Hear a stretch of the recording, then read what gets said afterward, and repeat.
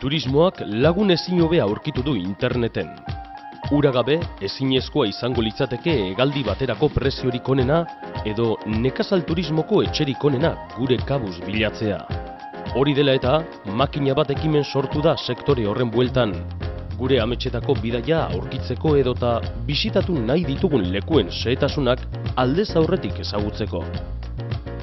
Pues escogimos un Zeppelin como logo porque transmite perfectamente por un lado el tipo de actividad al que nos dedicamos, que son los viajes, y por otro transmite un poco cuál es nuestra filosofía.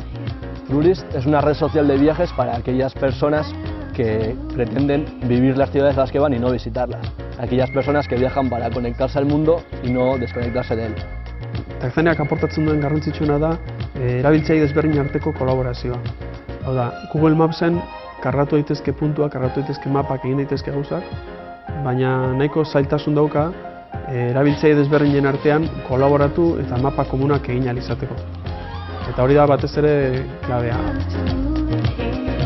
Bueno, lo más complicado por nuestra parte está siendo convencer, a pesar de que es un producto gratuito, bien para los usuarios y bien para las oficinas de turismo, pues convencer a las oficinas que entren en este sistema, ¿no? Porque digamos que están un poco metidas en el torno al papel y bueno, mandan información y no están metidas en el 2.0 que tan famoso es, ¿no? Guretzako internet momentu honetan promozio eta merkaturatzeko gure erramientari garrantzitsuena dena. Gero eta gehiago interneten eta gure webean egon diren bezeroak direla erreserba egiten dituztenak gure nekazal turismo eta landetxetan.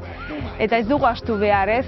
Interneten bitartez iritsi gaitezkela edozein bezero eta tokietara.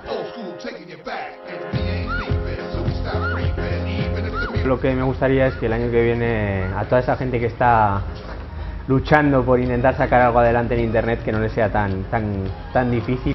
Bueno, nik 2010eri eskatzen diotena da euskara gehiago kontsumitu dezatela euskaldunek bai sarean eta bai bizitza realean.